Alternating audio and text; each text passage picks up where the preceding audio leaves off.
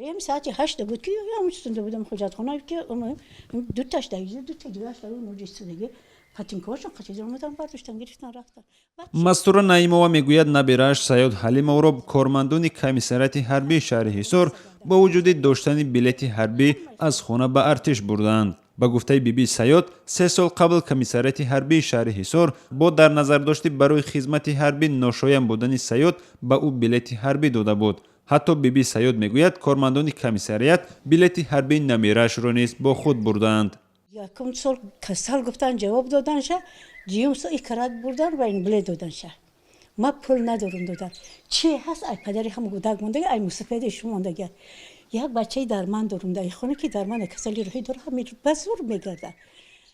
وقتی در منزل زیستی مستوره نعیمова بودیم از داخل کمیساریات شهر حصار سیاد به تلفن عمکش زنگ زده در صحبت با ما گفت با وجود نتیجه منفی دادن معاینه طبی او را رها نکردند. Aha. Dondonum nabud, 6 ta dondonum nabud, 4 ta degash pusidagi anabat dastum kadila bud, vay shadidan, operatsiyam doshtum, operatsiyam didan, roz shahroy kardam. Guftan solimi. مسئولان کمیساریات حربی شهر حصار نیز گفتند هنگامی که سیاد را به کمیساریات حربی جمهوری فرستادند در ترجمه حالش ذکر کردند که گوشش ناشنواست و اظهار باوری کردند که سیاد را جواب خواهند داد.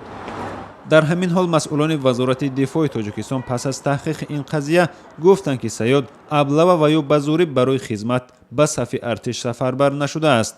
فریدون محمدعلی زاده سخنگوی وزارت دفاع تاجیکستان گفت در بخش دعوت نوسکران در کمیساریات حربی جمهوری در شهر دوشنبه بلیط حربی سیاد را دیده امکانیت خدمت او در نیروهای ذخیروی مسلح کشور را مشخص کردند.